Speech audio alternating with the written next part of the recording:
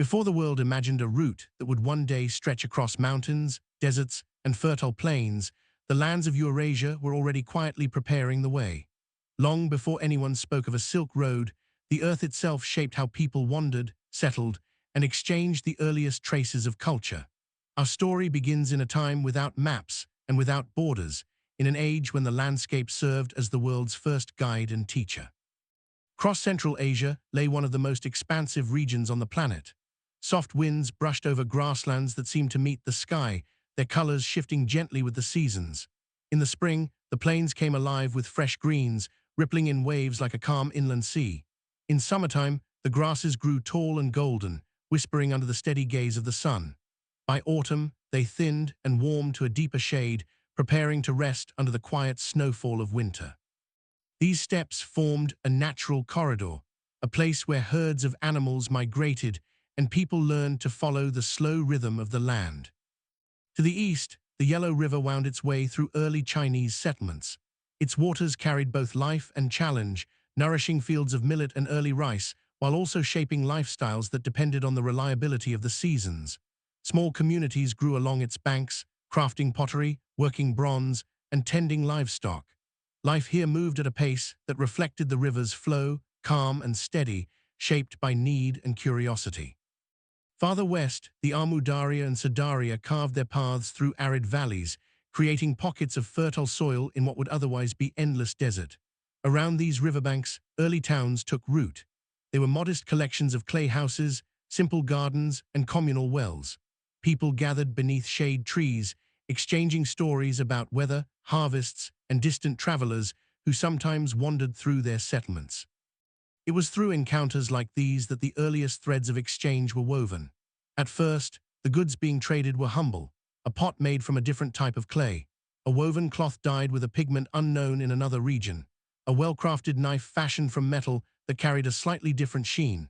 Nothing seemed grand or historically significant at the time, yet every exchange carried a small piece of knowledge across distances, a tiny seed of cultural connection that would slowly spread.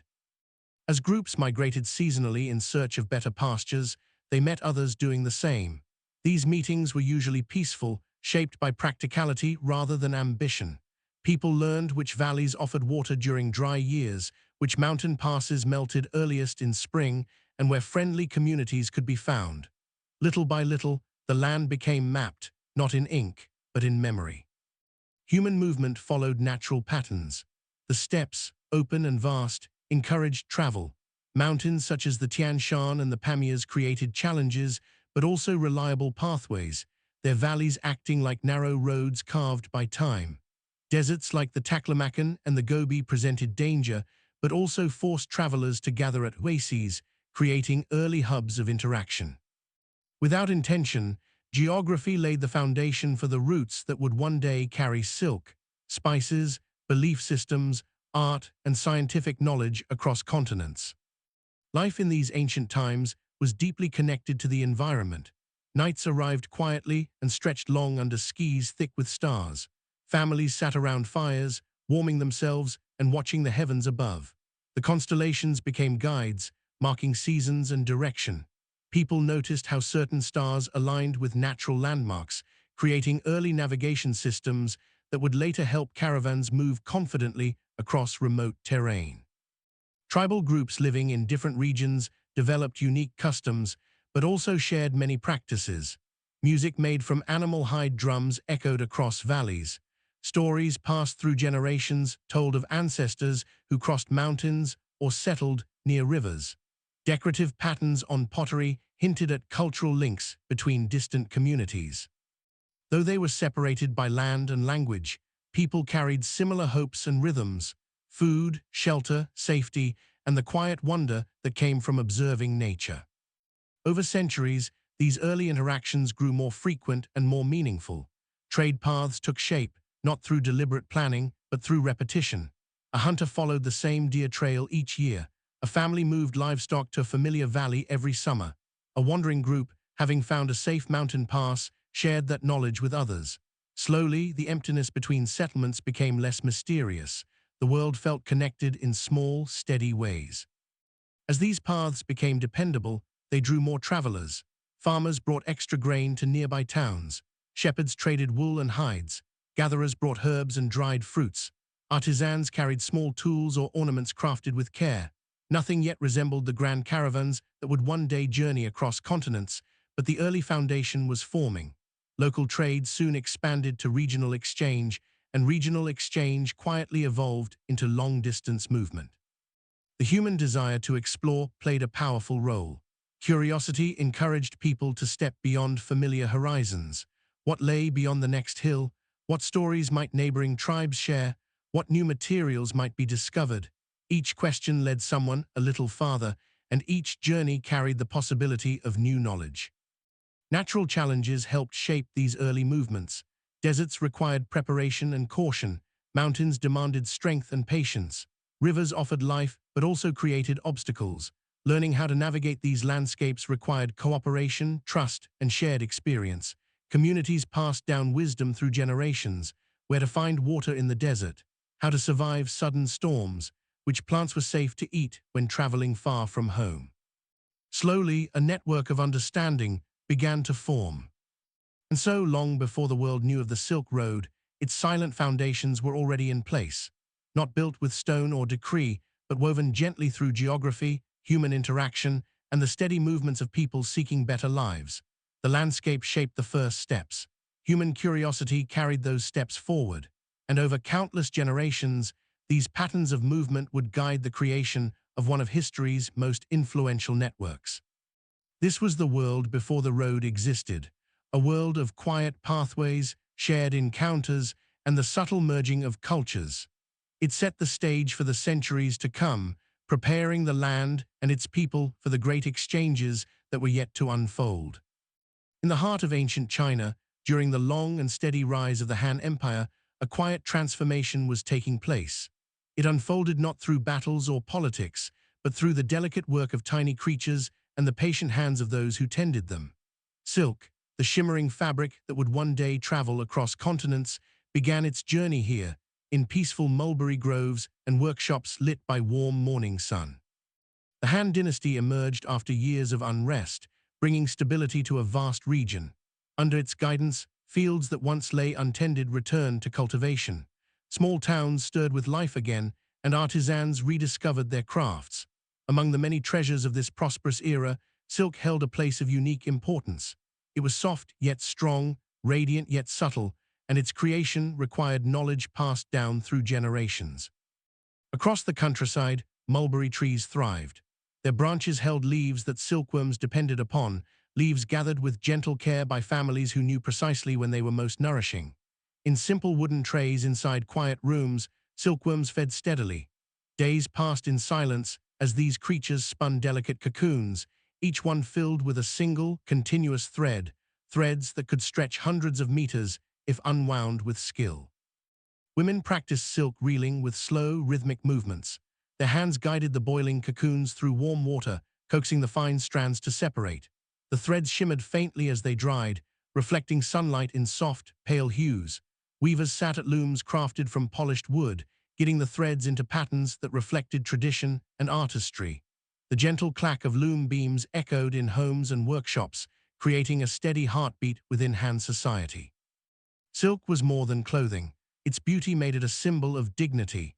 Its production demanded patience and skill, making it a marker of artistry, and its rarity beyond China's borders made it one of the most sought-after materials in the world. Yet in these early days, only the Chinese knew the secret of its creation. Protecting that secret was as important as the fabric itself.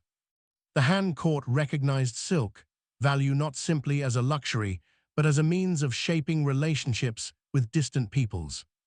As the empire solidified, its leaders began to consider the lands beyond their borders. To the west lay regions known only through vague stories. In some tales, people spoke of powerful horses that roamed valleys bordered by distant mountains. In others, they described goods crafted with unfamiliar techniques. Curiosity stirred among Han officials. What else existed beyond China's frontiers, and how might silk serve as a bridge to those distant worlds?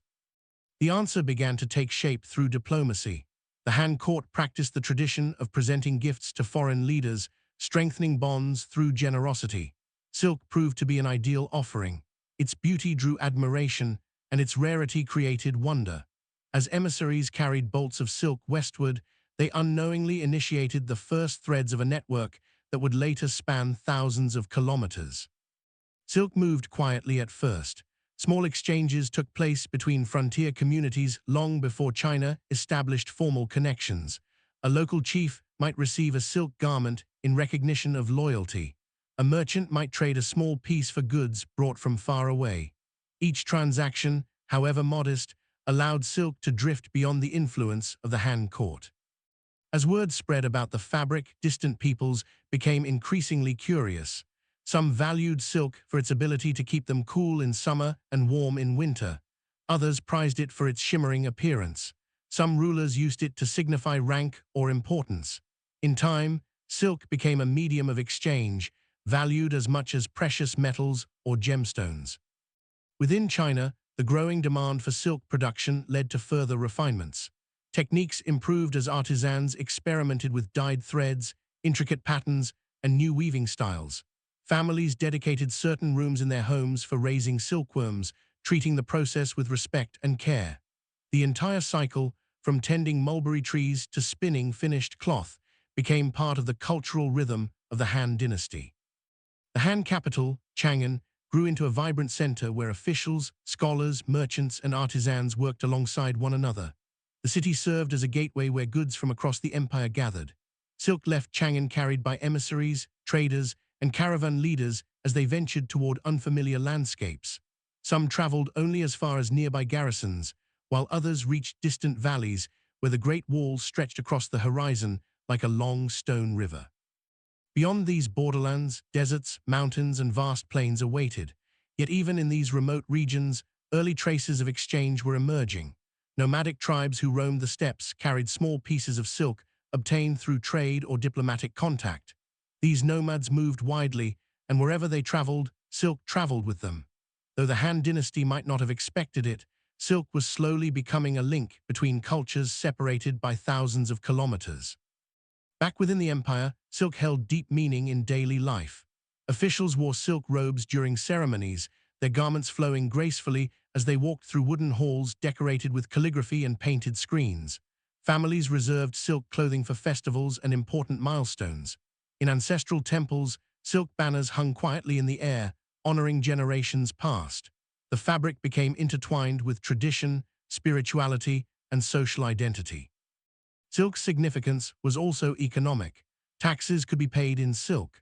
Soldiers received silk as reward for loyal service. Government officials kept detailed records of silk production, understanding its role in the empire's prosperity. Caravans carrying silk contributed to frontier stability, as regions involved in trade tended to value peace over conflict. Step by step, silk supported the expansion and cohesion of the Han dynasty. As the empire grew stronger, its leaders became increasingly determined to explore lands to the west. They sought allies who could help protect the empire from nomadic groups that threatened its borders. At the same time, they wanted to learn more about the goods and knowledge that lay beyond the farthest horizon. Silk, with its universal appeal, became the perfect tool for diplomacy and discovery. This desire to understand the outside world set the stage for one of the most important missions in Chinese history, one that would soon reshape the ancient world's understanding of geography and culture. But before that mission began, silk had already begun weaving the first threads of connection. It moved quietly from hand to hand, from market to market, and from region to region. Though no one yet spoke of an international trade network, the foundation for one was slowly forming. Through every stage of its journey, silk reflected the values of the Han dynasty: patience, harmony, and respect for tradition. The people who tended silkworms did so with care. The artisans who wove silk cloth did so with skill. The officials who offered silk as a gift did so with insight. And the foreign leaders who accepted it did so with wonder. These early exchanges would eventually grow into a vast web of connections stretching from East Asia to the Mediterranean. For now, the movement of silk remained gentle and unhurried, shaped by curiosity rather than ambition. But soon, silk would inspire journeys across deserts, through mountains, and into lands few in China had ever imagined. The Han dynasty's quiet mastery of this extraordinary fabric would become the spark that ignited one of history's greatest networks of cultural exchange. In the calm early years of the Han Dynasty's expansion, when the empire was regaining strength and purpose, an idea began to take shape in the mind of Emperor Wu. Reports from the frontier spoke of powerful horses in distant lands, horses unlike any found within China.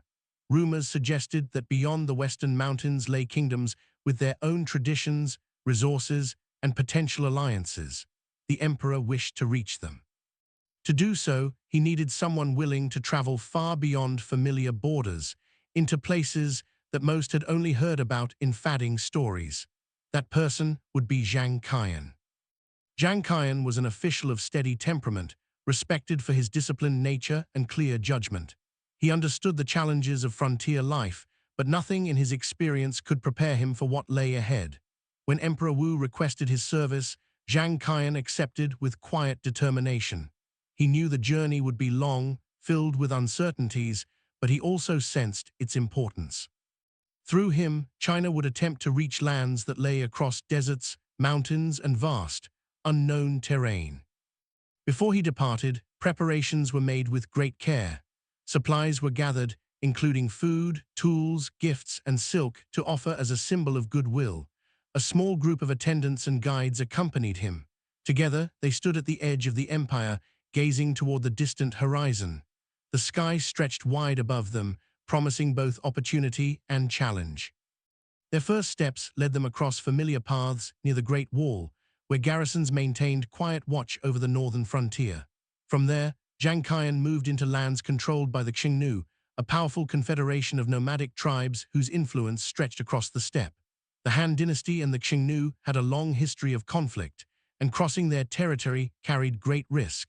Yet this was the only route to reach the western kingdoms the emperor sought. Within a short time, Zhang Qian and his companions were captured. The Xingnu detained them, uncertain of their intentions.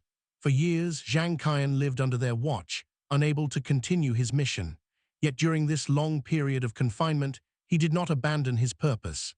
He observed the customs of the Xingnu with calm curiosity, learning about their seasonal movements, their herding practices, and their alliances. He saw how they adapted to the changing seasons, migrating with their animals and building portable homes that could withstand the winds of the open steppe. Despite the uncertainty of his situation, Zhang Qian remained steady. Time passed slowly. Winters brought deep cold, with winds sweeping across frozen grasslands. Summers brought warmth and long days filled with quiet activity. Though the years must have weighed heavily on him, he held on to the mission entrusted to him by Emperor Wu. When the opportunity finally arose, he and a small group escaped their captors and continued westward. Leaving Xingnu territory marked the beginning of the true unknown. Ahead lay deserts where the sand shifted like waves, shaped by gentle breezes in the day and cold winds at night. The group traveled carefully, guided by stars and the faint traces of older pathways. At times, they found small communities that welcomed weary travelers with simple hospitality. At other times, they crossed long stretches with little water or shelter. Each step carried them farther from the world they knew. Eventually, Zhang Qian reached the region of Daiyuan, near the fertile Fergana Valley. The people here lived a settled life, cultivating fields and raising the extraordinary horses that had drawn the emperor's attention. Zhang Qian observed these horses closely. They were strong, swift, and capable of traveling long distances. The people valued them highly, considering them prized companions in both daily work and warfare. The landscapes of Daiyuan were peaceful compared to the harshness of the northern steppe. Rivers flowed through cultivated fields. Orchards blossomed in spring, their flowers carried gently by the wind. Markets gathered at regular intervals, offering fruits, grains, and local textiles. Zhang Qian learned about the region's customs and governance, noting how they differed from the traditions of the Han Dynasty. Though the cultures were distinct, he found familiarity in their agricultural routines and their shared respect for community life. From Daiyuan, Zhang Qian moved farther west, eventually reaching Kangju and then the great region of Bactria.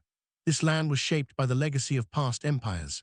Greek influence lingered in architecture, language, and art, evidence of Alexander the Great's long-ago campaigns. Cities rose from the plains with columns, courtyards, and marketplaces arranged in patterns unfamiliar to a traveler from China. Yet beneath these outward differences, the rhythms of life remained steady and recognizable. Families tended gardens, merchants arranged their goods, and craftsmen shaped metal, clay, and stone with practiced ease. Bactria Zhangqian found the allies the emperor sought, the people of the Yuezhi. Once powerful in the east, they had been driven westward by the Qingnu. Now settled in new lands, they had grown strong again. Zhangqian spoke with their leaders, sharing the Han emperor's intentions and describing the possibility of an alliance.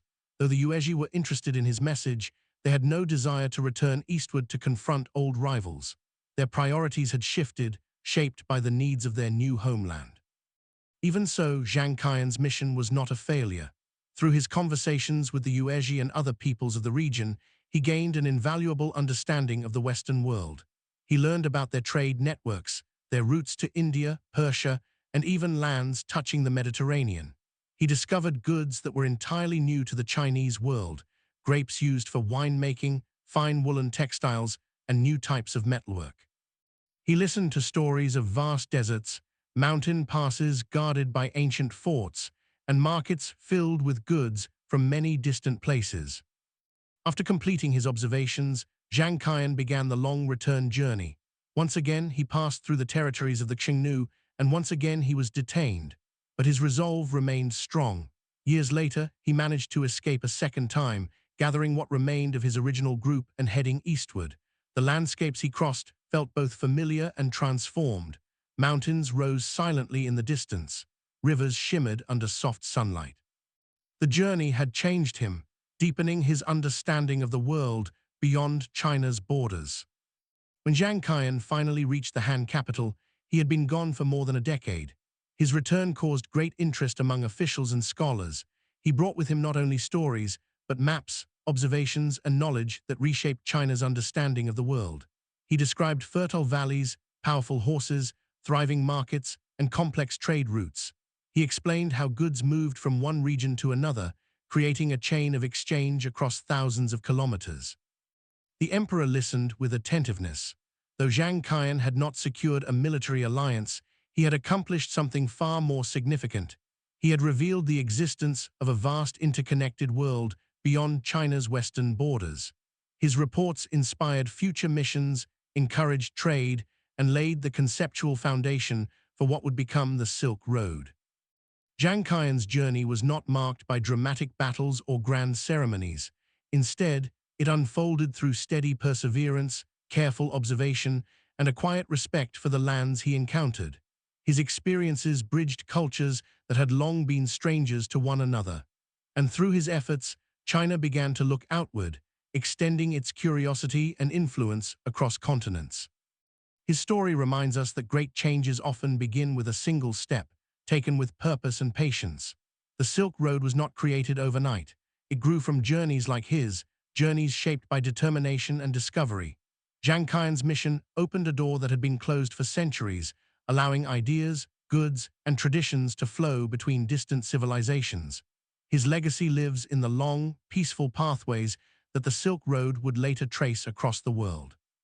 As knowledge of distant lands grew, so too did the need for organized travel. The Silk Road was no single path, but a vast network of routes stretching across mountains, deserts, and plains. At its heart moved the caravans, quiet, steady columns of travelers, animals, and goods. These caravans became the lifeblood of trade, carrying silk, spices, glass, and countless small treasures across landscapes that could be unforgiving to the unprepared. Their journeys were shaped by rhythm, patience, and intimate knowledge of the land. The caravan was a carefully orchestrated system, more than a group of merchants on a whim. Leaders organized the animals, often camels, chosen for their endurance and ability to carry heavy loads over harsh terrain. Horses and donkeys were sometimes included, especially in regions where speed or climbing ability was required. Pack animals were arranged according to the weight and fragility of their cargo. Silk bolts, woven textiles, precious metals, and spices were wrapped and balanced with precision, ensuring nothing shifted or tore during long days of travel. Travelers themselves formed a quiet community within the caravan. Each person knew their role. Some guided the animals, reading the terrain for hidden dangers or easier paths. Others tended the food supplies, preparing meals that could be eaten on the move or at brief stops along the way. Skilled artisans might repair broken saddles or mend torn cloth, their hands moving with the same steady rhythm that defined the animal's pace. Within this moving village, every task contributed to a shared goal: safe, consistent passage across distance and uncertainty. The rhythm of travel was dictated by nature. Caravans often began before dawn, moving when the air was cool and shadows stretched long across the ground. Travelers rested at midday, seeking shade beneath outcroppings or the sparse trees that dotted the steppe and desert. Fires were lit at night, flickering softly against the darkened horizon as the desert wind whispered past. The night sky became both guide and companion, the constellations marking direction, season, and time in a silent, calming dialogue with those below. Crossing the desert demanded particular care. Here, water sources were scarce, and the sands could shift with little warning. Caravan leaders memorized the location of wells, oases, and temporary streams, understanding that survival depended on these points of nourishment. Animals were walked more slowly near dry stretches, conserving energy and ensuring that each step brought the group closer to safety. Travelers spoke little, conserving their strength and speaking only when necessary, their quiet concentration forming a rhythm as steady as the movement of their animals. Oases, when reached, were celebrated with a gentle reverence. Wells offered life-giving water, and shaded palms provided respite from the heat. Caravans often lingered, allowing animals to graze and travelers to rest. Temporary markets might form, where small trades could take place: dried fruits, pottery, or crafted goods exchanged for a piece of silk or a rare spice. These pauses became small islands of civilization in a vast, otherwise empty landscape, moments where the journey slowed and the world seemed vast yet manageable. Beyond survival, caravan life was shaped by observation and learning. Travelers noted the paths of migratory herds, the flowering patterns of desert plants, and the hidden valleys where water gathered after a rare storm. This knowledge was shared orally, passed down to the next generation of caravan leaders. Maps were often rough sketches, drawn on paper or cloth, marking rivers, mountains, and settlements. Though primitive by modern standards, these maps represented centuries of accumulated experience, distilled into practical guidance for the road ahead. The economy of the caravan extended beyond goods. Ideas traveled alongside silk and spices. Languages mixed as merchants conversed with local guides, travelers, and other caravans they met along the way. Religious beliefs, culinary traditions, and artistic styles moved with equal subtlety. A small mural seen in one city might inspire decoration in another. A song learned from a passing trader could echo in tents hundreds of kilometers away. In this way, the rhythm of the caravan facilitated not just commerce, but culture. Life on the caravan required patience above all else. Days stretched long, often punctuated by routine rather than excitement. Sunlight fell gently over mountains and dunes, marking time without hurry. Travelers moved with deliberate steadiness, understanding that haste invited danger and waste. Camels, with their calm endurance, mirrored the philosophy of travel. Step by step, moment by moment, distance was bridged and connection was made. Even the nights carried their own rhythm. Fires illuminated small circles, casting soft shadows against packed tents or simple cloth coverings. Food was shared in quiet manners, bread and dried fruits eaten slowly. Stories were told, not of dramatic battles or conquests, but of distant lands, prior journeys, and the delicate beauty of landscapes far from home. The stars became companions and guides, and travelers often reflected on their place within the vast expanse of the world, learning to measure both distance and time with patient awareness. Over months, the caravan moved through deserts, climbed foothills, and skirted mountain ranges.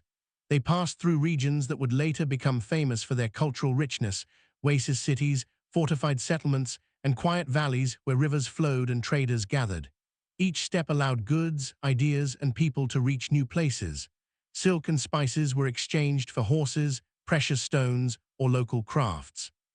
But beyond material exchange, travelers carried knowledge of climate, geography, and human customs. Each caravan thus became a moving repository of learning. The quiet progression of the caravan was both practical and symbolic. It represented the flow of civilizations, not by force, but by endurance, cooperation, and mutual respect. Unlike armies or conquests, the caravan relied on trust, preparation, and shared understanding. Its rhythm created pathways that would later define the Silk Road, laying the foundation for centuries of cultural, economic, and intellectual exchange.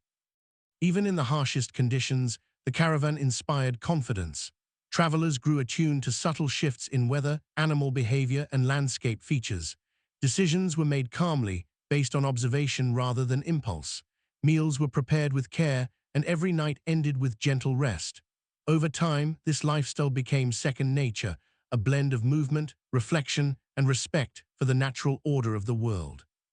Through countless journeys, caravans ensured the steady movement of goods and knowledge across vast distances. The world beyond the empire's borders was no longer mysterious but reachable, interconnected by the rhythm of travel and the endurance of both people and animals.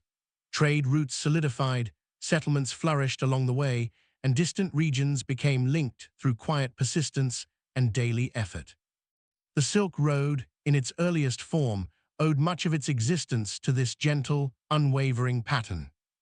And so the caravans moved on, day after day, season after season, weaving together lands, peoples, and cultures in ways subtle yet profound. Their steady pace mirrored the slow unfolding of history itself, reminding all who traveled that connection was built not by haste, but by patience, observation, and quiet care. Through this rhythm, the Silk Road began to take shape, not as a single road, but as a living, breathing network of exchange, learning, and cultural continuity. Across the vast stretches of desert that defined the central arteries of the Silk Road, life survived in gentle pockets of abundance. These were the oasis cities, small yet vital settlements that seemed to rise miraculously from the surrounding emptiness. They were islands of light and life in lands often harsh and unyielding, providing travelers with water, food, shelter, and community. Their existence was a quiet marvel, a testament to human resilience, ingenuity, and the calm persistence of trade and culture. Oasis cities such as Dunhuang, Cotton, Kashgar, Merv, and Samarkand became focal points for those traversing deserts and mountains. They were built around reliable water sources, springs, wells, and rivers that nurtured gardens, fields, and orchards. Palm trees swayed gently in the desert breeze, offering shade and sustenance in the form of dates. Wheat and barley grew in orderly fields, tended carefully by local farmers. These pockets of fertility were not merely survival points. They became centers of learning, artistry, and commerce. Travelers approached oasis towns with anticipation, their journey across arid lands punctuated by the promise of rest. Upon entering, they would encounter clusters of houses built from sun-baked clay and stone, low and welcoming, designed to retain coolness during the day and warmth at night. Streets were narrow, winding organically with the contours of the land, lined with market stalls and shaded walkways. The air carried the soft scent of spices, baked bread, and flowering orchards, mixing with the distant sound of flowing water. Life here moved at a slower, calmer pace, as if the city itself recognized the need for rest and reflection. Markets became the gentle heart of these cities. Here, merchants displayed textiles, ceramics, spices, and dried fruits. Silk from the east gleamed in the sunlight, dyed in delicate patterns of red, blue, and gold. Glassware from the Mediterranean caught the light, its translucence adding quiet brilliance to the bustling stalls. Traders from Persia, India, and distant China mingled with local artisans, exchanging goods, ideas, and stories. Languages intertwined in a soft hum of conversation, forming a symphony of human connection that crossed borders and cultures. Oasis cities were not merely centers of trade, they were nodes of cultural convergence. Temples, monasteries, and shrines reflected the diverse spiritual life of travelers and residents alike. Buddhism spread quietly through small cave temples and monasteries tucked into cliffs or hidden among palm groves.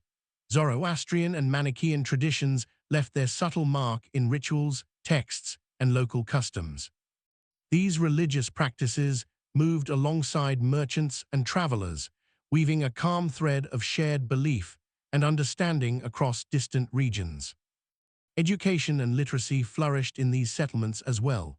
Scholars copied manuscripts, translating texts from Sanskrit, Persian, and Chinese into languages that could be read by newcomers.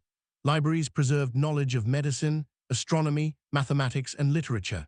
In quiet courtyards, students studied under the shade of trees, their attention fixed on scrolls or manuscripts, while the desert sun traveled slowly across the sky. Here, learning moved at a steady pace, unhurried and contemplative, reflecting the slow rhythm of the Silk Road itself. The architecture of oasis cities combined practicality with aesthetic beauty. Homes were often simple, with flat roofs used for drying fruit or resting during the hottest hours of the day. Courtyards contained small gardens, where herbs and vegetables grew alongside flowering plants. Wells provided water not only for drinking, but also for irrigation, sustaining gardens that fed both humans and livestock. City walls, when present, were constructed with sun-baked bricks, blending seamlessly into the desert landscape, while offering protection from both sandstorms and rare raiders. Life in these settlements emphasized calm and routine. Families woke with the sun, tending fields, caring for animals, and preparing markets for the day. Meals were simple yet nourishing: flatbreads, dried fruits, milk, and occasionally meat. The rhythms of daily life were gentle, measured by the sun's path, the changing seasons, and the flow of travelers arriving with new goods and news from distant lands. The desert outside was harsh, but within the oasis, life moved at a sustainable, reflective pace. Oasis cities also became centers for artisanship. Potters, weavers, metalworkers, and carpenters contributed to a subtle yet rich cultural tapestry. Silk was woven into garments and banners. Ceramics were painted with patterns inspired by nature or local legends. Metalwork, from coins to tools, displayed both craftsmanship and practicality. Visitors marveled not only at the quality of the products, but also at the quiet pride with which artisans practiced their work, their hands moving steadily, their attention undisturbed by the outside world. Beyond trade and culture, oasis cities offered moments of human connection. Travelers exchanged stories, shared meals, and sometimes formed friendships that lasted years. Families welcomed outsiders, recognizing the value of safe passage and mutual respect. Guests might stay for days or weeks, allowing the rhythm of desert travel to slow down and fold into the calm of local life. In these moments, the Silk Road was more than a route for commerce. It became a network of relationships, knowledge, and understanding. Even the natural beauty of oasis cities contributed to their serenity. Gardens with flowering trees, irrigation channels that reflected sunlight like silver ribbons, and palm groves that swayed rhythmically in the desert breeze created spaces of quiet contemplation. Birds and small animals moved gently among the fields, adding life and sound to the otherwise tranquil environment. Travelers often paused to admire these spaces, leaving with a sense of wonder and a memory of the desert's hidden generosity. Oasis cities also served as hubs for communication along the Silk Road. Letters, documents, and reports traveled alongside goods. News from distant lands was shared among traders, envoys, and officials. In this way, oasis settlements acted as both physical and informational waypoints, helping distant civilizations remain connected despite vast distances. Their calm presence reinforced the stability and continuity of the Silk Road, allowing culture, knowledge, and commerce to flow steadily across regions. The importance of oasis cities extended beyond their practical function. They symbolized the possibility of connection across vast and inhospitable landscapes. Without these pockets of life and hospitality, trade would have been riskier and cultures might have remained isolated. Each oasis became a beacon of civilization in the desert, quietly linking regions together and nurturing the gradual weaving of societies along the Silk Road. In essence, oasis cities were islands of light in a harsh, vast desert. They were places where trade met reflection, commerce met community, and distant cultures converged in peaceful coexistence. Travelers left with not only goods, but also ideas, stories, and experiences, carrying pieces of these cities into the wider world. The Silk Road, in these quiet yet vital centers, grew more than a network of routes. It became a living tapestry of human connection, patience, and enduring curiosity. And so, as camels and horses departed for distant valleys, leaving behind merchants and artisans who had welcomed them, the oasis cities stood quietly in the desert sun. They waited for the next travelers, the next stories, and the next threads of connection to pass through their gates. In their calm, enduring presence, the Silk Road found some of its most essential anchors, guiding the flow of people, goods, and culture for centuries to come. Stretching beyond the oasis cities and fertile valleys of Central Asia lay the vast, open expanse of the Eurasian steppe. Here life moved to a different rhythm, dictated not by cultivated fields or city markets, but by the wind, the seasons, and the migrations of animals. It was in these wide, grass-covered plains that the nomadic peoples carved out lives of quiet resilience and profound influence, shaping the Silk Road long before caravans arrived in full force. The nomads of the steppe lived in close harmony with nature. Horses, sheep, and cattle formed the backbone of their livelihoods, grazing freely across endless plains that shifted in color from golden to green with the seasons. Their dwellings were portable, often felt tents known as yurts, designed to withstand fierce winds, bitter winters, and the scorching summer sun. In these homes, families moved with remarkable agility, following water sources, seasonal pastures, and the rhythms of the herd. Nomadic life demanded deep knowledge of the land. Leaders and elders memorized routes, landmarks, and seasonal patterns with precision. They knew which valleys would shelter herds during winter storms, which streams flowed reliably in the spring thaw, and which passes through the distant mountains offered both safety and opportunity. This wisdom was shared across generations in quiet, methodical instruction, forming an oral map that guided countless travelers who relied upon their expertise.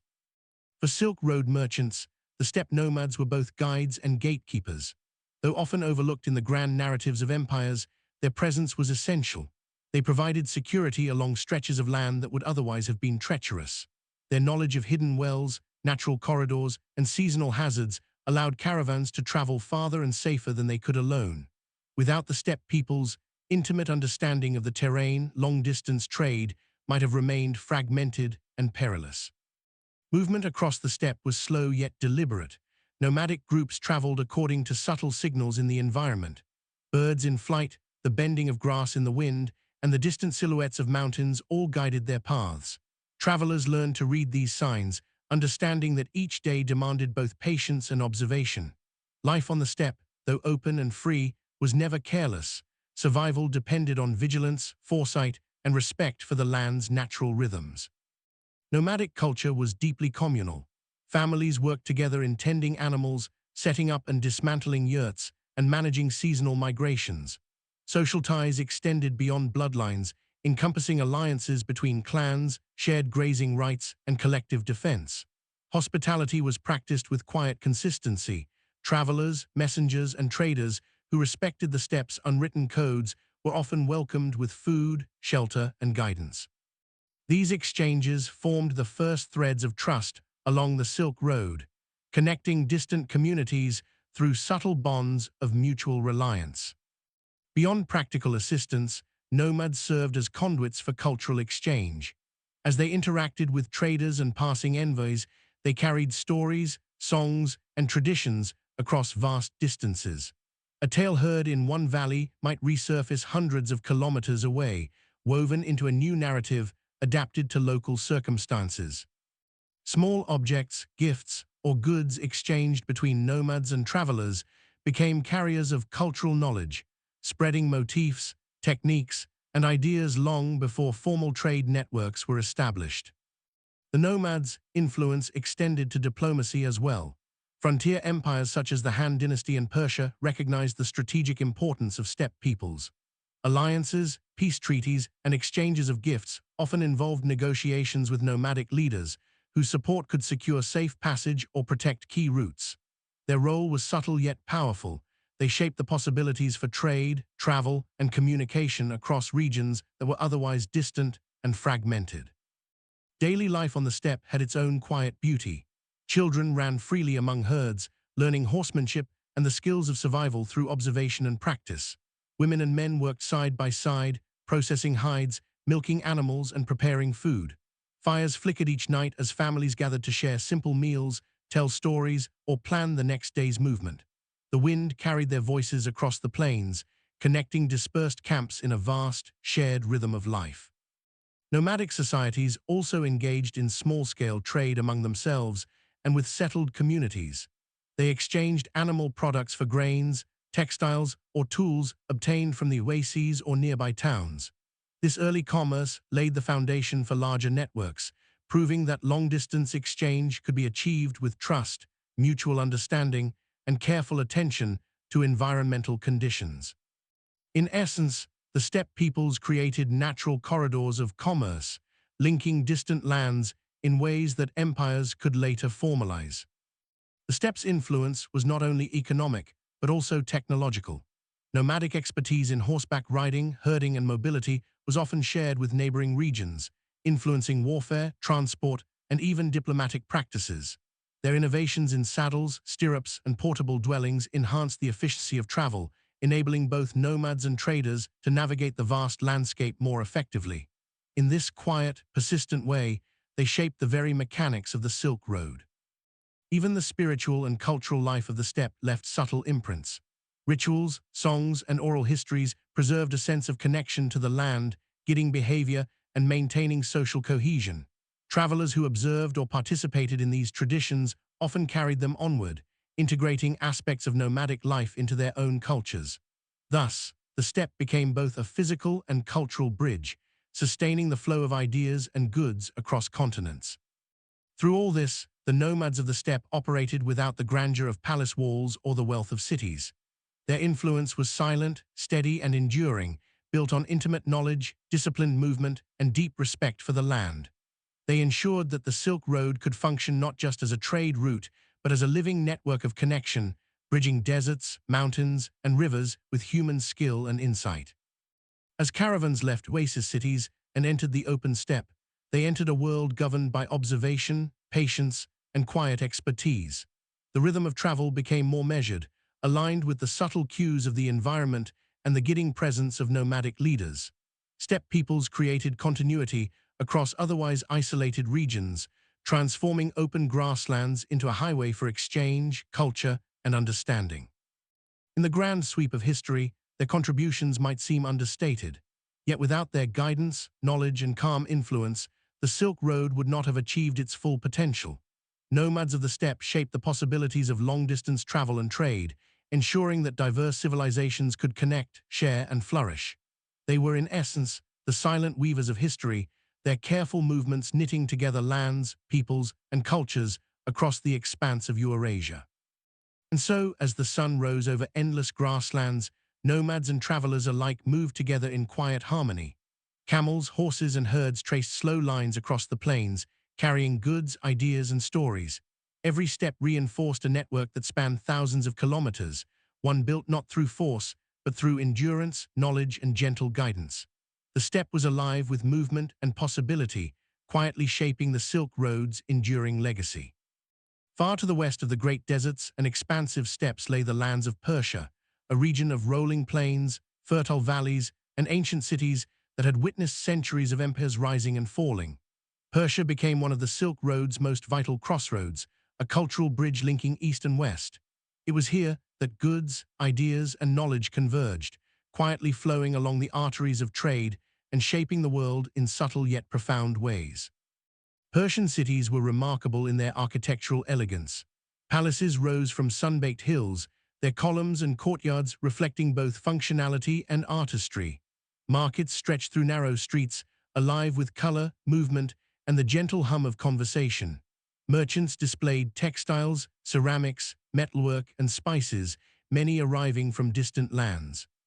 Persian traders handled these goods with care and expertise, understanding that the value of an item often lay not only in its material worth, but also in the story it carried. The region's geography encouraged its role as a bridge. Rivers and fertile plains provided sustenance for growing populations, while mountain passes offered routes into Central Asia and beyond. Travelers moving east from Persia entered the deserts and steppes of Central Asia, guided by the wisdom of nomads and caravan leaders. Those traveling west followed river valleys toward Mesopotamia, the Mediterranean, and eventually the vast cities of the Roman Empire. Persia occupied a position both practical and symbolic, a place where diverse civilizations naturally encountered one another. Persian culture itself was a blending of influences, shaped by centuries of conquest and migration. Zoroastrian temples dotted the landscape, their flame altars flickering softly in quiet courtyards. Yet alongside this enduring tradition were echoes of Hellenistic influence from Alexander the Great's campaigns, mingling with local practices in art, language, and governance. This fusion created a society both sophisticated and flexible, capable of embracing foreign ideas without losing its own identity. Oasis cities within Persia became key nodes of exchange. Nishapur, Ray, and Balkh, among others, hosted traders, scholars, and travelers, offering hospitality, markets, and safe passage. These settlements combined agricultural abundance with cultural activity. Gardens bloomed quietly in enclosed courtyards, irrigation channels reflected sunlight like silver ribbons, and scholars copied manuscripts, preserving and translating knowledge from the East and West. Such cities were living libraries, repositories of human ingenuity, and stations for the steady flow of goods and ideas along the Silk Road. Trade in Persia extended far beyond material goods.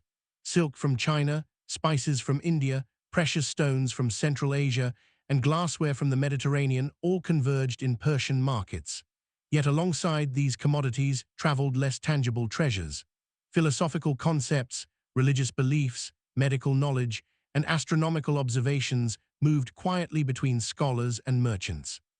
A Persian library might house a manuscript from China alongside one from Greece, each informing the other in subtle, ongoing dialogues of human thought. The caravan routes through Persia were carefully maintained and monitored. Persian officials understood that safe, efficient passage encouraged commerce and strengthened political influence. Caravans followed rivers and valleys, pausing in towns and villages along the way.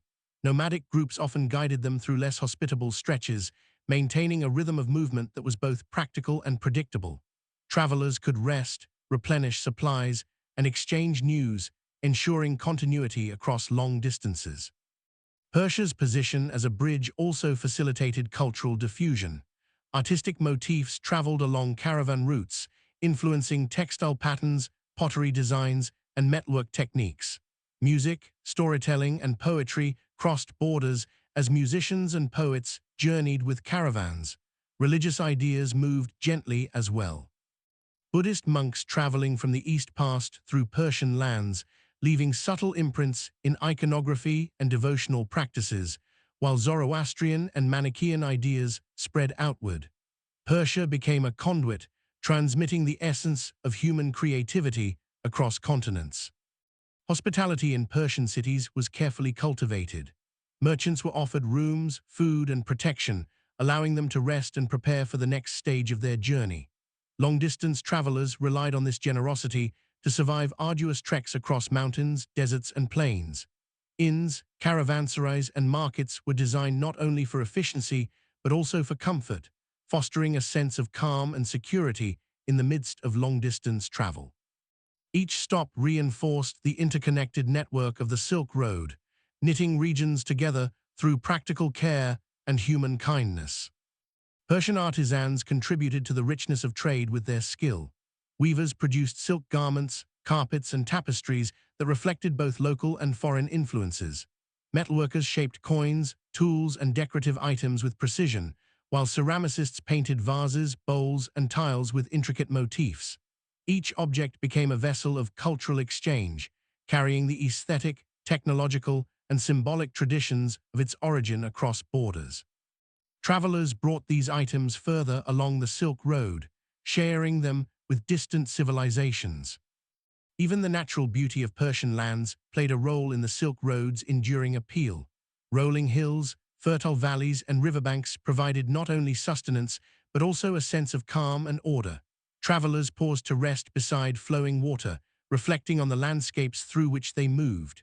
Gardens in city centers offered a moment of stillness, where observation and quiet contemplation became part of the journey. Persia, in its essence, balanced human activity with the enduring rhythms of nature. The strategic and cultural significance of Persia was recognized by empires both east and west. Chinese emissaries traveling west relied on Persian intermediaries to connect with distant kingdoms. Merchants from the Roman world passed through Persian cities, obtaining information, goods, and safe passage further east. Through this careful facilitation, Persia became a linchpin of long-distance trade, diplomacy, and cultural interchange, linking civilizations separated by thousands of kilometers. The calm, measured pace of Persian trade, scholarship, and hospitality allowed the Silk Road to function as more than a mere conduit for goods. It became a living network of ideas, practices, and cultural expressions, all moving steadily and quietly across continents. The region's contribution was subtle, yet profound, influencing commerce, art, religion, and knowledge in ways that would endure for centuries. And so Persia stood as a cultural bridge, uniting distant lands through careful attention, patient stewardship, and thoughtful exchange. Its cities glimmered as beacons of life and learning, welcoming travelers from east and west alike. In this convergence of geography, culture, and human endeavor, the Silk Road found one of its most enduring anchors, a testament to the quiet power of connection, observation, and shared human purpose. Beyond the deserts of Persia and the highlands of Central Asia lay the subcontinent of India, a land of rivers, forests, and ancient civilizations whose richness was both natural and cultural. India became a vital node along the Silk Road, supplying not only goods, but also knowledge, ideas, and spiritual traditions. Its role in the network of exchange was as much about learning and culture as it was about trade, providing travelers with both tangible and intangible treasures to carry westward and northward. India's geography offered both opportunity and challenge. The fertile plains of the Ganges and the valleys of the Indus allowed settlements to thrive, while dense forests, rivers, and hills demanded careful planning from travelers. Traders moving toward Persia or Central Asia relied on established routes along rivers and passes, where towns and rest stops provided provisions and shelter. The subcontinent's rivers, swollen by seasonal monsoons, became lifelines for the movement of goods, allowing boats to carry spices, textiles, and precious stones from interior cities to coastal ports. Spices were among India's most valuable contributions. Black pepper, cinnamon, cardamom, and ginger were harvested from forests and carefully dried or packed for transport.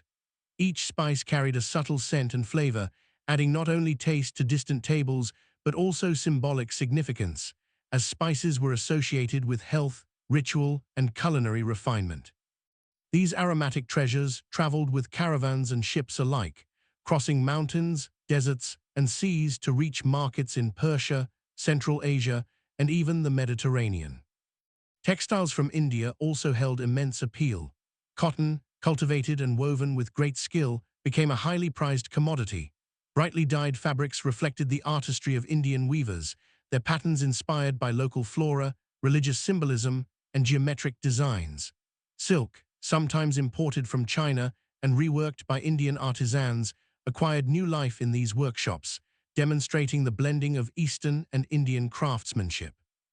These fabrics became markers of status and elegance far beyond the subcontinent, moving quietly along trade routes while leaving a lasting impression of Indian artistry.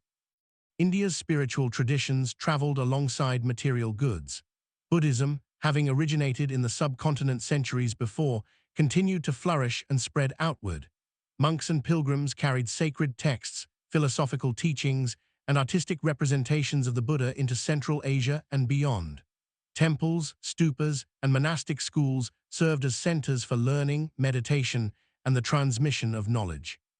Travelers visiting these sites often found calm, reflective spaces where spiritual life intertwined with intellectual pursuits.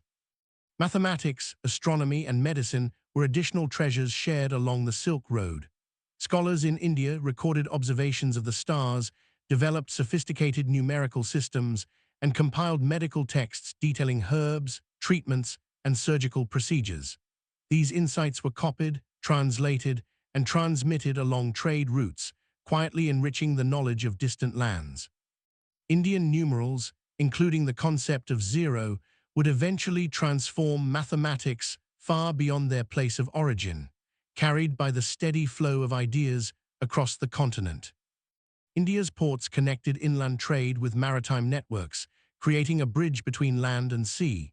Merchants traveling from Central Asia or Persia often relied on Indian ports to reach Southeast Asia, the Arabian Peninsula, and East Africa. Ships loaded with spices, textiles, precious gems, and medicinal substances embarked on long voyages, navigating monsoon winds and coastal currents with careful attention. These voyages extended the Silk Road beyond the continent, linking civilizations separated by vast bodies of water, yet connected through commerce and curiosity. Cultural exchange in India was subtle yet profound.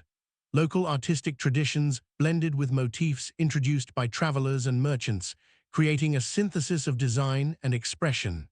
Music, dance, and storytelling traveled along caravan routes and coastal networks, inspiring new performances in distant lands.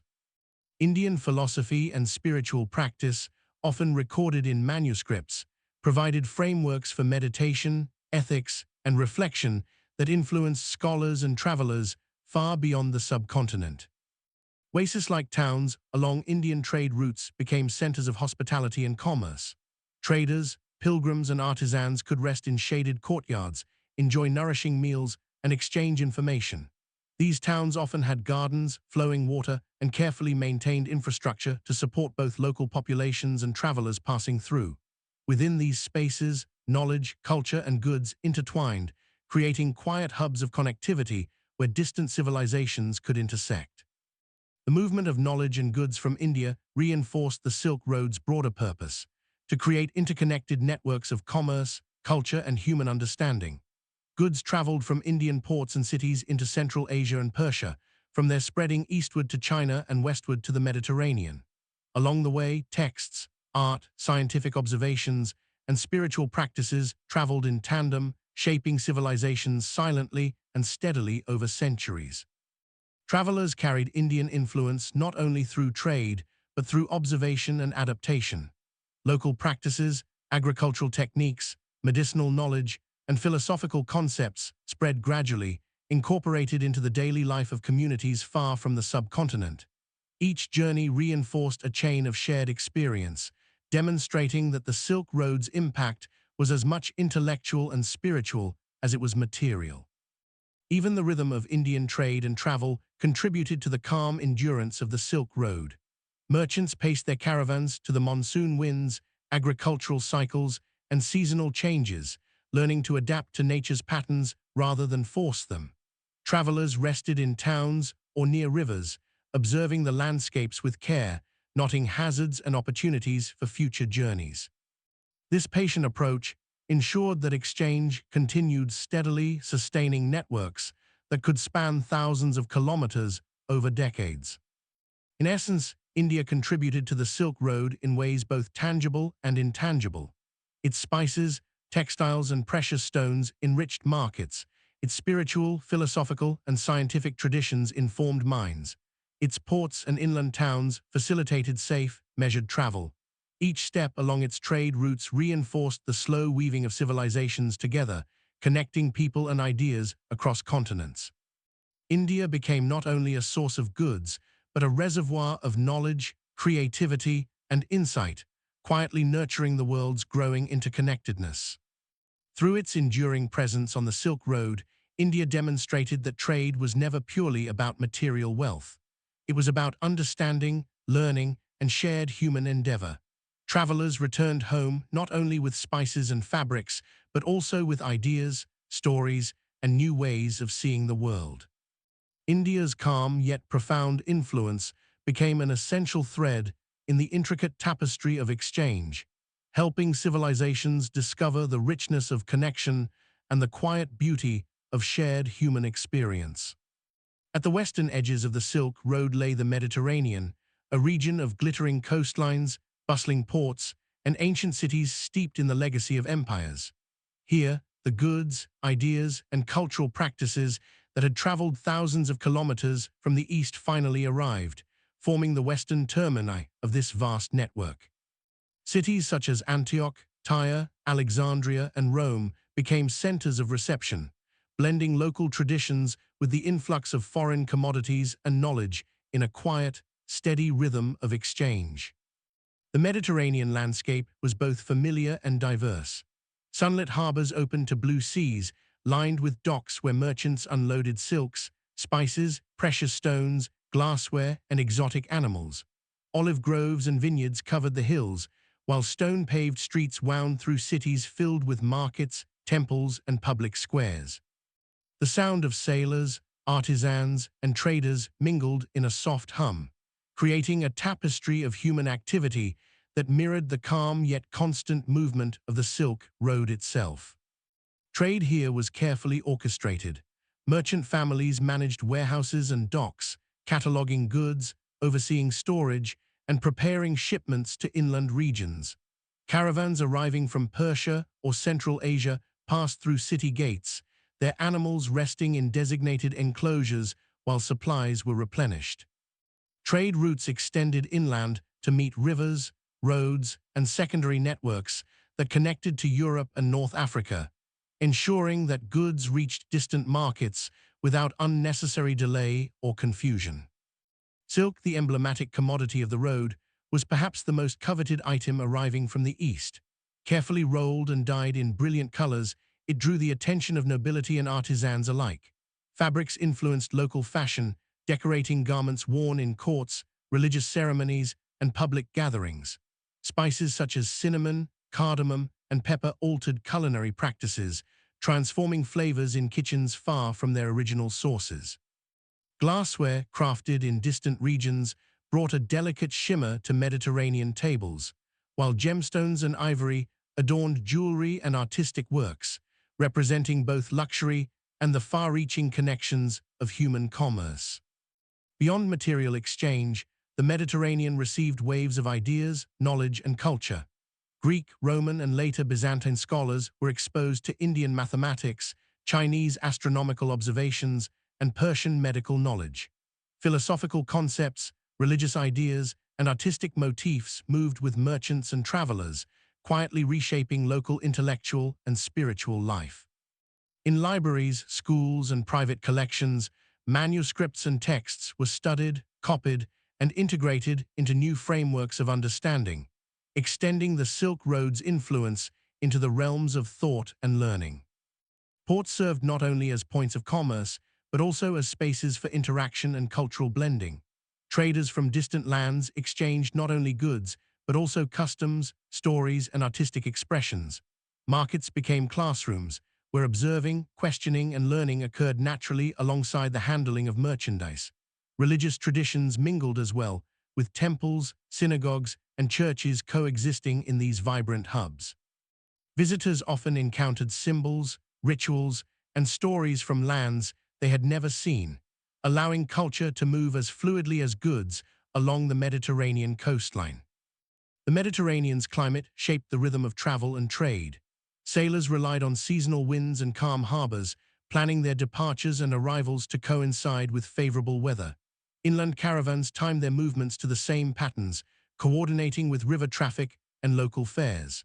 This synchronization created a gentle but consistent pulse of activity, a movement that linked east and west through careful observation and practical planning. Trade depended on patience, awareness, and adaptation to the environment, ensuring the safe arrival of goods and knowledge. Artisans and craftsmen in Mediterranean cities incorporated influences from the East, blending them with local techniques and styles. Pottery bore motifs inspired by Persian and Indian designs. Textile patterns reflected the intricacy of Asian weaving. Jewelry designs incorporated gemstones and metals previously unknown in local markets. Even architectural elements, from arches to decorative tiles, subtly reflected the fusion of ideas across continents. Each product became both a practical item and a narrative, carrying stories of distant lands into everyday life. Intellectual and scientific knowledge traveled alongside these goods. Astronomical charts, medical texts, and mathematical treatises were introduced to the Mediterranean through translations and discussions with visiting scholars. Ideas from India, Persia, and China were gradually assimilated into local schools of learning, influencing approaches to observation, calculation, and experimentation.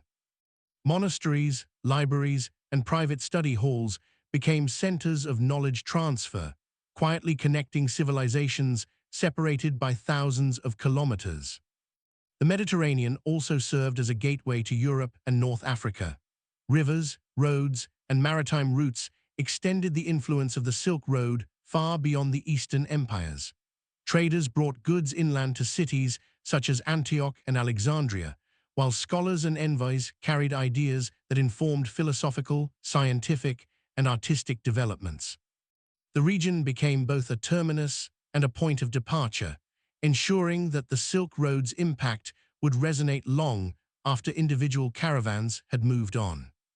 Travelers arriving at Mediterranean ports often marveled at the convergence of cultures, the variety of goods, and the sophistication of urban centers.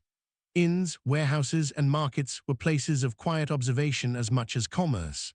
The rhythm of daily life in these cities reflected the steady pulse of long-distance exchange, arrival, rest, trade, learning, and departure. In this calm but continuous flow, the Silk Road found its Western expression, completing a circuit that connected distant civilizations across continents. The Mediterranean's role extended beyond trade and learning. It also became a hub for diplomacy and strategic negotiation. Empires and city-states relied on the flow of goods and information to maintain political stability, manage alliances, and establish influence. Envoys, merchants, and travelers facilitated communication across vast distances, ensuring that economic and cultural exchanges were complemented by strategic awareness. Persia, Central Asia, and the Mediterranean were thus linked not only by commerce, but by human networks of trust, observation, and negotiation. In essence, the Mediterranean completed the Silk Road's long, intricate weave. It absorbed the products, ideas, and innovations of distant civilizations while transmitting its own influence outward. Through its ports, cities, and communities, the East and West were drawn into quiet, sustained contact. The Silk Road was not merely a route of commerce. It became a living network, spanning thousands of kilometers, shaped by patient travelers, careful planning, and the enduring curiosity of humanity. And so, the western termini of the Silk Road stood as a testament to the enduring power of connection. Harbors and marketplaces, libraries and temples, gardens and streets, all reflected the calm, persistent movement of goods, ideas, and culture. Through the Mediterranean, civilizations discovered the vastness of the world and the potential of shared knowledge. The Silk Road, in this final stretch, achieved a quiet yet profound harmony, linking distant lands through the steady rhythm of human endeavor. Silk, the delicate and shimmering fabric that gave the Silk Road its name, was far more than a luxury commodity. It became a medium through which cultures, economies, and even politics were intertwined. From the mulberry fields of China to the markets of the Mediterranean, silk quietly shaped civilizations, offering wealth, status, and influence, and leaving traces of artistry and craftsmanship that endured for centuries. Silk cultivation began in the serene valleys of China, where mulberry trees flourished, feeding the silkworms whose cocoons produced fine threads. The process of sericulture was meticulous and slow, requiring patience and skill. Farmers tended silkworms carefully, ensuring their nourishment and cleanliness. Once the threads were harvested, they were spun, dyed, and woven into textiles of varying weight, color, and pattern. Each step in this process demanded quiet attention, reflecting a rhythm that mirrored the steady movement of trade across continents. The journey of silk across the Silk Road was measured, deliberate, and carefully guarded. Caravans transporting bolts of the fabric in layers of protective wrapping, moving steadily through deserts, mountains, and steppe lands. The value of silk made it a symbol of wealth and prestige, not only in China, but in every region it touched. Its arrival in Persia, India, and the Mediterranean evoked awe, inspiring new fashions, artistic expression, and even social hierarchies centered on its possession and display. Silk served as a currency of diplomacy as well as commerce. Emperors, kings, and nobles exchanged it as gifts to forge alliances, secure peace treaties, or honor foreign dignitaries. Its presence in courts and palaces represented both aesthetic refinement and political significance. The fabric's luxurious quality, intricate patterns, and subtle sheen elevated it above ordinary trade goods, transforming it into a symbol of civilization itself, a quiet but powerful agent in shaping relationships among distant peoples. Artisans along the Silk Road found inspiration in the threads themselves. Patterns reflected flora, fauna, religious motifs, and geometric designs, often blending the influences of multiple regions. Silk paintings, embroidered garments, and decorative hangings became treasured objects, carrying stories of distant lands to new audiences.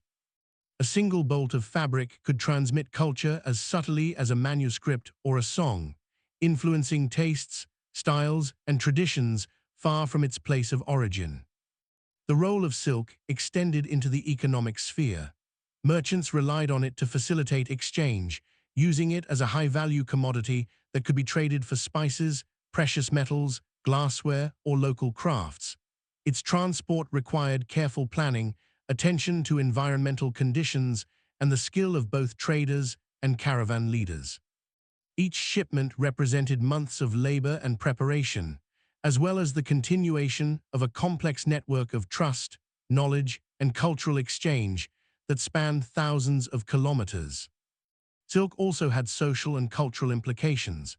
In many societies, the fabric became a marker of status, identifying nobility, wealth, or refined taste. Its soft, luminous texture evoked elegance, and its rarity enhanced its prestige. People from various civilizations, observing garments, tapestries, or draperies made from silk, learned to recognize the sophistication of distant cultures, creating subtle connections that transcended language and geography. Through this delicate material, the world became more intimate, connected, and perceptive. The movement of silk facilitated more than commerce and art. It encouraged intellectual exchange. Along trade routes, merchants, scholars, and artisans interacted, discussing techniques, patterns, and ideas inspired by silk. These exchanges often led to innovations in weaving, dyeing, and decoration, influencing textile traditions across Central Asia, Persia, India, and the Mediterranean. Silk became a thread of creativity, linking human ingenuity from one civilization to the next in a gentle, enduring dialogue. Silk also intersected with religion and ritual. In Buddhist, Zoroastrian, and Christian communities along the Silk Road, silk textiles were used in temples, monasteries, and shrines, signifying devotion, wealth, and refinement. Sacred manuscripts might be wrapped in silk for protection and reverence. Ritual garments incorporated silk threads, combining spiritual significance with artistic craftsmanship.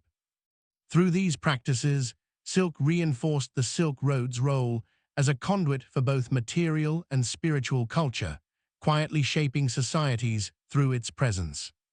The geography of silk trade influenced settlements and infrastructure along the Silk Road. Caravanserais, storage facilities, and marketplaces were designed to accommodate the safe transport and display of delicate fabrics. Cities and towns thrived along these routes, their prosperity tied in part to the flow of silk. These urban centers became hubs of cultural and intellectual activity, where merchants, artisans, and scholars converged, creating a vibrant, calm network of exchange that extended far beyond the simple trade of goods. Silk's impact on daily life was subtle but profound. As the fabric traveled, it influenced clothing, decoration, and interior design, offering people the opportunity to experience distant aesthetics in their homes, palaces, and public spaces. The patterns, colors, and textures inspired artisans, informed tastes, and provided a shared visual language across regions. Even in places where silk remained rare, its presence set aspirational standards for craftsmanship, subtly guiding local traditions toward elegance and refinement. The Silk Road's reliance on silk exemplified the interconnectedness of civilizations. It required coordination among farmers, weavers, caravan leaders, merchants, and rulers, each contributing to the successful movement of this prized commodity.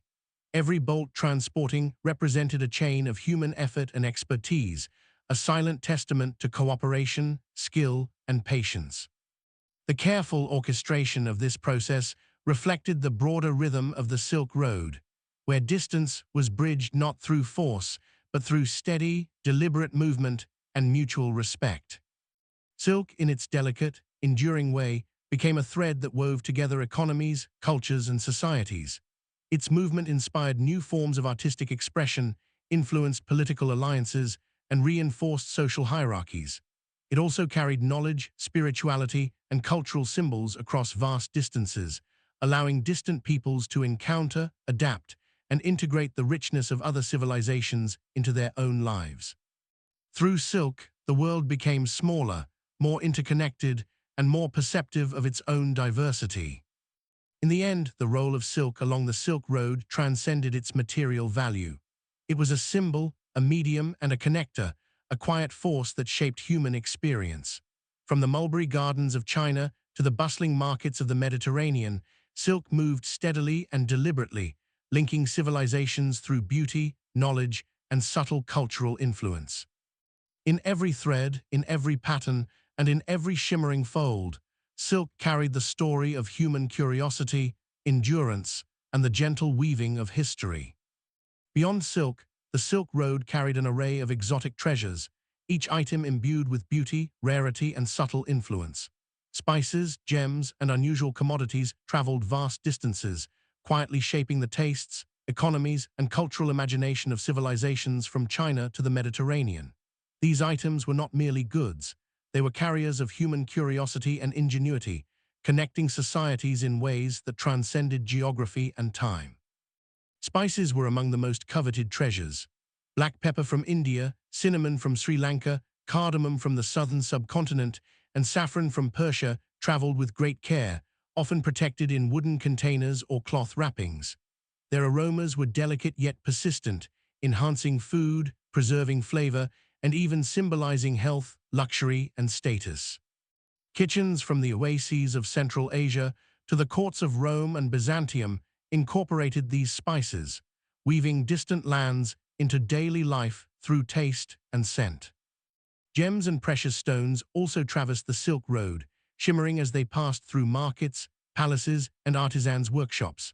Rubies, sapphires, pearls, jade, and turquoise moved silently from mines to traders, then onward to artisans who transformed them into jewelry, ceremonial objects, and decorations. Each gemstone carried its own story, tracing a path across continents, mountains, and deserts.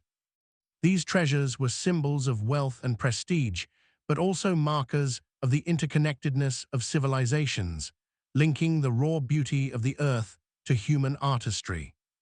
Exotic goods often captured the imagination as much as they did the wallet. Ivory from Africa and India, rare furs from Central Asia, and intricate glassware from the Mediterranean drew the attention of merchants and rulers alike. Even animals, such as horses, camels, and birds, moved along these routes, representing not only utility but also wonder and status. Each item served as a physical reminder of distant lands and cultures, inspiring curiosity, storytelling, and admiration wherever it appeared. The movement of such treasures demanded careful planning and skill.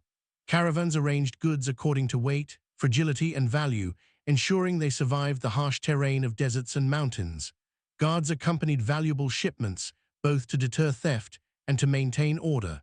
Merchants calculated routes based on safety, distance, and climate, often relying on the knowledge of local guides and nomadic peoples. This careful orchestration reflected the broader rhythm of the Silk Road, deliberate, patient, and respectful of the challenges of long-distance travel. Markets along the Silk Road became stages for the display of these treasures. Stalls and shops were meticulously organized, allowing travelers to examine fabrics, spices, gems, and art. Merchants shared stories of distant origins, subtly weaving narratives that enhanced the allure of their goods. Cities such as Samarkand, Kashgar, and Alexandria hosted traders from multiple continents, creating a quiet hum of language, culture, and commerce. Visitors not only purchased items, but also absorbed knowledge of distant lands, practices, and aesthetics. The cultural influence of these treasures extended beyond commerce. Spices shaped culinary traditions, altering the flavors and techniques of cooking. Gems inspired artistry, from jewelry to architectural decoration. Exotic goods often carried religious or symbolic meaning, appearing in temples, shrines, and ritual practices. Even simple commodities, like furs or cloth, conveyed information about distant regions, subtly shaping taste, fashion, and identity across continents. Trade in these treasures reinforced social hierarchies and networks of trust. Wealthy individuals, rulers, and merchants relied on access to high-value goods as markers of status. The careful handling, negotiation, and gifting of these items established bonds of confidence and reciprocal respect. Each exchange, whether for food, ornament, or spiritual use, was part of a larger system of interconnected societies, dependent on reliability, observation, and human skill. Knowledge traveled alongside these physical treasures. Techniques for cultivating spices, mining gems, and crafting luxury items were shared across regions. Artisans learned new methods from visiting traders, adapting foreign designs to local styles. Recipes, medicinal applications, and artistic motifs were transmitted along trade routes, quietly enriching cultures far from the original source. In this way, material goods became vessels for ideas, blending utility and creativity in ways that shaped civilizations subtly and profoundly. The natural beauty and rarity of these treasures reinforced the Silk Road's broader cultural significance. A single gem could evoke distant mountains and rivers, a spice could conjure faraway forests and valleys, and an animal or artifact could hint at lifestyles, rituals, and environments otherwise unknown. Travelers experienced both the tangible and imaginative dimensions of the world, connecting sensory experience with curiosity, reflection, and understanding. The careful preservation and transportation of these treasures emphasized patience, endurance, and skill. Caravans adjusted speed to safeguard fragile items, rested in oasis towns to regroup, and observed the environment to avoid hazards. This deliberate approach created a rhythm that mirrored the larger processes of the Silk Road, where exchange was slow, steady, and deeply integrated into the human and natural landscape. The journey itself became part of the value of these treasures, embedding them in narratives of effort, observation, and survival. Spices, gems, and exotic goods also fostered cross-cultural dialogue. Traders from India, Persia, Central Asia, and the Mediterranean shared techniques, stories, and practices associated with their products. These exchanges extended beyond markets into workshops, temples, and courts. Cultural influences mingled, producing hybrid forms of art, culinary traditions, and religious expression. Each treasure was more than an object. It was a point of contact, a small but potent connector of human experience across vast distances. Ultimately, these treasures exemplified the Silk Road's role as a network of both commerce and culture. Silk, spices, gems, and exotic items intertwined, creating a tangible and symbolic web that linked civilizations.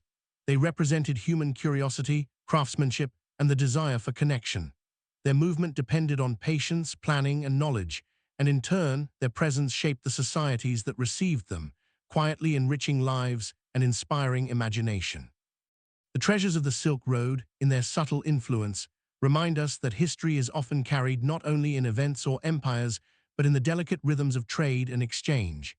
Each spice, gem, and artifact traveled far beyond its origin, influencing taste, art, social structures, and thought.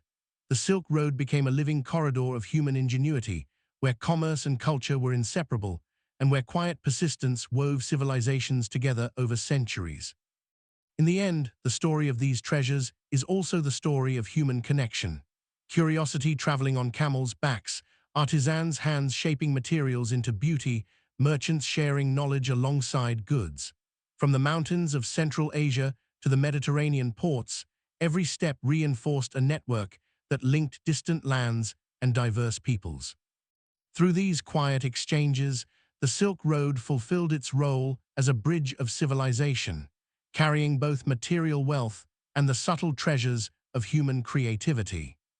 The Silk Road was more than a network of trade routes. It was a conduit for ideas, beliefs, and philosophical reflection that traversed continents with as much care and subtlety as silk or spices. As merchants, pilgrims, and travelers moved from China through Central Asia to Persia, India, and the Mediterranean, they carried not only goods, but also the moral, spiritual, and intellectual traditions of their homelands. Over centuries, this quiet movement of thought helped shape civilizations, allowing distant societies to learn from one another while preserving the calm rhythms of their own cultural life. Religions traveled in tandem with traders and caravans, often following the same desert paths, river valleys, and mountain passes. Buddhism, which had originated in the forests and valleys of India, spread across Central Asia into China, leaving monasteries, cave temples, and stately stupas in its path. Monks journeyed alongside merchants, translating texts, teaching meditation, and sharing insights into the human condition. Their presence brought a reflective, peaceful tone to the Silk Road, encouraging travelers and local populations alike to consider the inner as well as outer journeys of life. Buddhist teachings, carefully preserved in manuscripts, murals, and sculptures, reflected both local styles and distant influences. As they moved eastward, artistic depictions evolved, blending Indian iconography with Central Asian and Chinese techniques.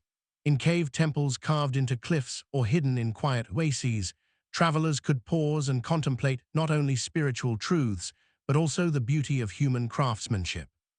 The calm imagery of seated Buddhas, flowing robes, and serene landscapes encouraged meditation and reflection, providing travelers with moments of rest and introspection in the midst of arduous journeys.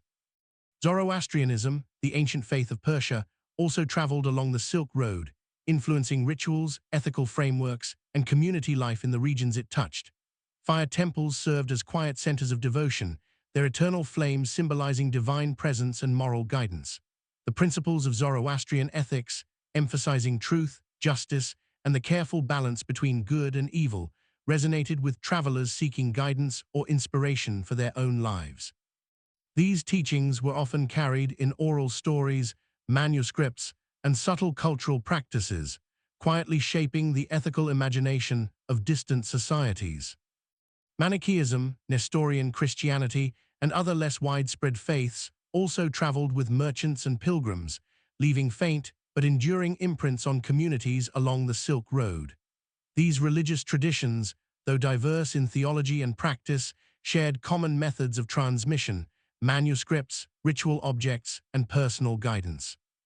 In oasis cities, caravanserais, and monasteries, travelers could encounter these ideas, compare them with their own beliefs, and adopt practices that suited their spiritual needs. In this way, the Silk Road fostered not only economic and cultural exchange, but also an unprecedented breadth of spiritual dialogue. Philosophical thought traveled alongside religious ideas. Concepts from Confucian, Taoist, and Indian philosophical traditions merged with the analytical approaches of Greek, Persian, and later Islamic scholars. Astronomical, mathematical, and medical texts often contained reflections on the natural order, ethics, and the human mind. Travelers and scholars would copy manuscripts, share insights, and debate quietly in marketplaces, gardens, and monastery courtyards.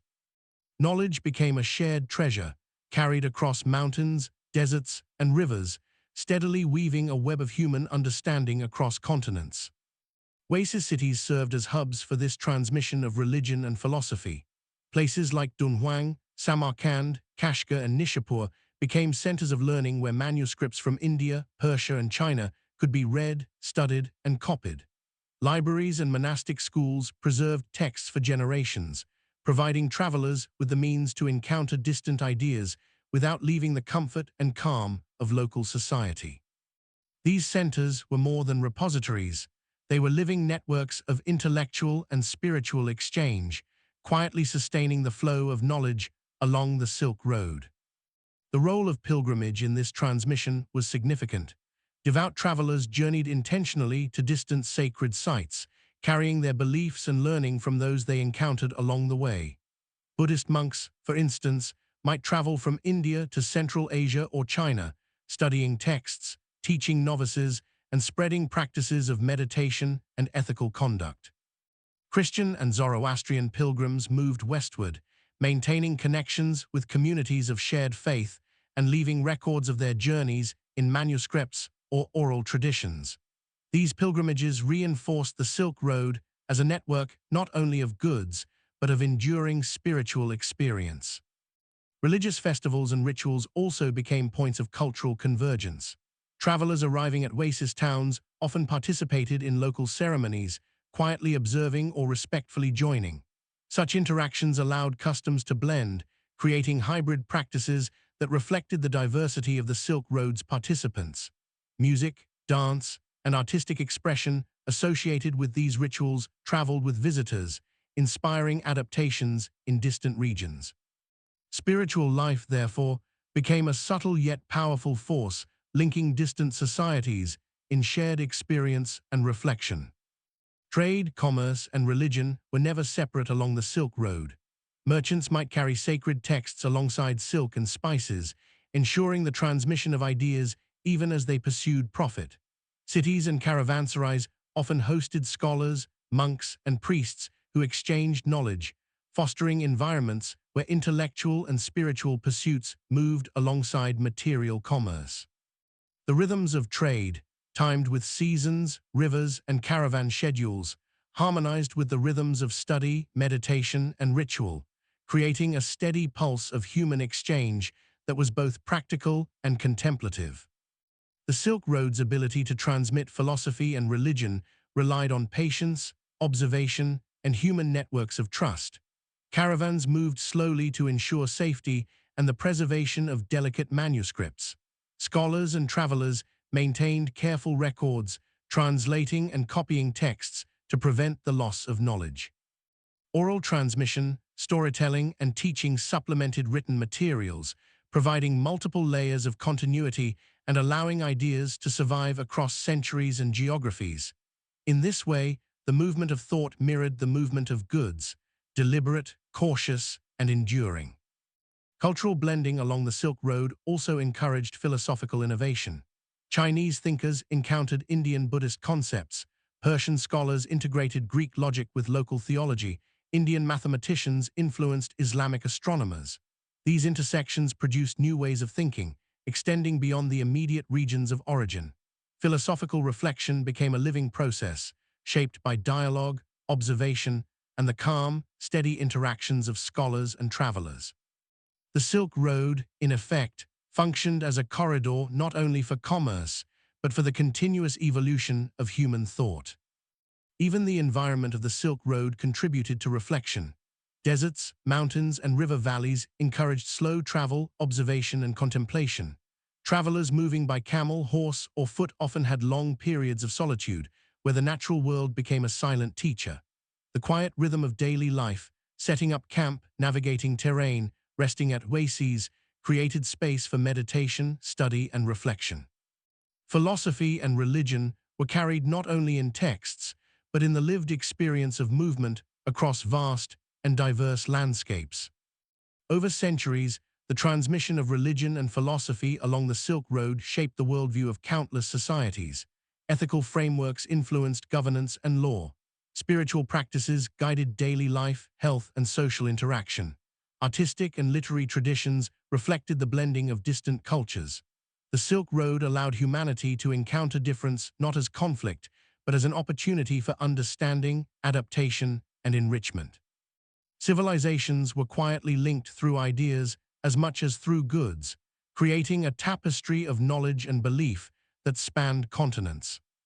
In conclusion, the Silk Road's final legacy lies in its ability to weave together the material, intellectual, and spiritual dimensions of human civilization. Religion and philosophy traveled alongside silk, spices, gems, and exotic treasures, ensuring that commerce and culture were inseparable. From China to the Mediterranean, ideas flowed steadily, patiently, and deliberately, creating networks of understanding that transcended borders, empires, and languages. Travelers carried more than goods. They carried the thoughts, beliefs, and reflections of countless generations. The Silk Road reminds us that human connection is often quiet, deliberate, and enduring. Every manuscript copied, every meditation practiced, every ethical principle shared along its paths contributed to a larger tapestry of civilization. Through trade, travel, and reflection, distant peoples found common ground, learned from one another, and quietly shaped the history of the world. The road's true power was not merely in moving wealth, but in weaving knowledge, faith, and philosophy into the very fabric of human experience. And so, as caravans disappeared over distant dunes, as scholars finished copying manuscripts under the shade of an oasis, and as pilgrims paused before the gentle flicker of temple flames, the Silk Road continued its steady rhythm. It was a quiet, enduring testament to human patience, curiosity, and the desire for connection. Civilizations were drawn together not by force, but by exchange of goods, of thought, of belief. And in this exchange, the world was forever changed. The Silk Road, in its calm and persistent way, wove civilizations together, leaving a legacy of understanding, reflection, and interconnected human life that continues to echo across time and space.